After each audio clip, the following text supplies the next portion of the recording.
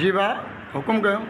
साईं मां जायद हुसैन मोजे राजपाल कोठी मोहन कबीर मुंहिंजो साईं जी जमाल हुसैन थेबे सां ज़मीन जे बारे में मसइलो 6 सालनि खां हलंदो अचे थो, जेको गैर क़ानूनी कब्ज़ो वक़्तु सिर कंदो अचे थो। केॾी महिल कब्ज़ो मूं वटि आहे, केॾी महिल उहो पंहिंजे हथियार बंदड़ था मूंखां कब्ज़ो वरितो आहे। हुन हींअर बि हुन मुंहिंजी ज़मीन ते गैर क़ानूनी पुलिस वेहारे असांखे हमला कराए हे DSP ऑफिस में पंहिंजी ऑफिस में मुंहिंजे हमराह खे ज़मीन था खणी हेठां ॾिसी सघो था। हुते पंहिंजे ऑफिस में थेबनि मुंहिंजे मुखालफ़नि खे वेहारे तशदद करे हिन छोकिरे जूं ॿाहुनि जूं सफ़ा अलॻि अलॻि पयूं आहिनि। 15 ॾींहं थिया आहिनि, असांखे रिपोर्ट नथी हिन जी मिले। एॾा हे बाअसर माण्हू आहिनि जेके असांखे इस्पताल मां हिन जी रिपोर्ट नथी मिले। असांजो अर्ज़ु आहे असां ते तव्हां इंक्वायरी कयो। सॼी उमिरि में का असां ते FIR थियल आहे त असां कानून खे पंहिंजे हेठि जेको जुर्मानो चवंदा भई ॾींदासीं। हे DSP मरवापुर मुफ़त रहमान, SHO हालाणी नादर ख़ासकेली, SHO महरापुर राजा सरफराज नवीद जेके असांजे ज़ुल्म कया आहिनि, एतिरो कयो जेतिरो ख़ुदा वटि हिसाब किताब तव्हांखे ॾियणो आहे। ज़मीन मूंसां वेही ॻाल्हियूं कयो, मुंहिंजो रिकॉर्ड ॾिसो अॼु बि कूड़ो आहे। हुन जाली फर्ज़ी ठहिराई आहे, इहा तस्दीक थी वई आहे। ख़ुदा जे वास्ते केतिरी मां प्रेस कॉन्फ्रेंस कयूं आहिनि, हींअर वक़्त ताईं मुंहिंजी कानून का बि मदद न कई आहे।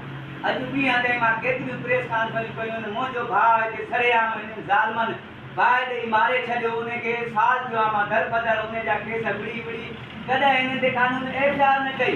मूंखे इंसाफ़ मिले या पहिरियां मिले हा त हींअर शायदि इहा नौबत न अचे, मुंहिंजी ज़मीन ते कब्ज़ा न अचनि।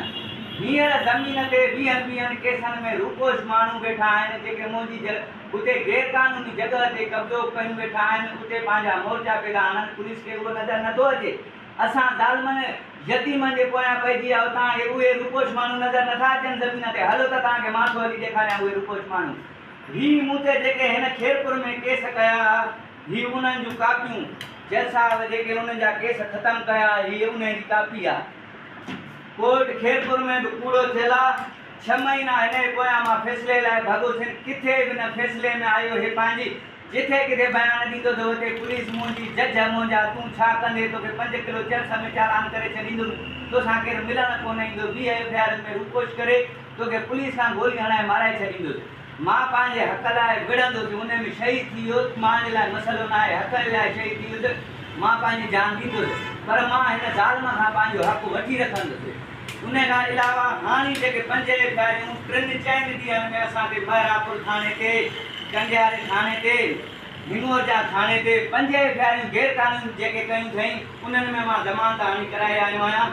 असांखे IG Sindh, SSP नौशर Firoz, CM Sindh Syed Murad Ali Shah, साईं लंजार साहिब खे ख़ासि गुज़ारिश आहे, साईं DSP ख़तम अवान असांजा पंहिंजे ऑफिस में विहारे जेको ज़ुल्म कयो आहे, असांजे मुखालफ़नि खे विहारे उन्हनि असांजा विडिया DSP ऑफिस में भरिया आहिनि।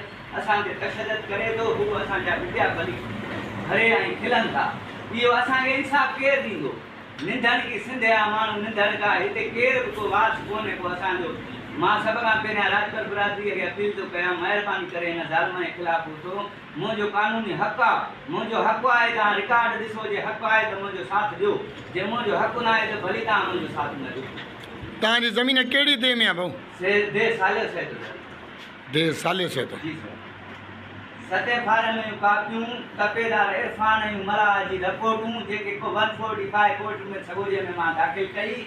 इरफान नांगोर जी रिपोर्ट में जंहिंमें वाज़ो लिखियो पियो आहे जमालुद्दीन कब्ज़े खोर आहे, जेको 1 न पर 30 माण्हुनि जी ज़मीन ते हिन वक़्त ताईं कब्ज़ा करे चुको आहे। अफ़ज़ल मेमण जी केतिरा ई सबूत मूं वटि 30 माण्हुनि जी लिस्ट ठही पई आहे। NIC कापियुनि सां गॾु उन्हनि जी लिस्ट ठही पई आहे, जेके बि हिन जे ख़िलाफ़ु जल्द हाणे उथण वारा आहिनि।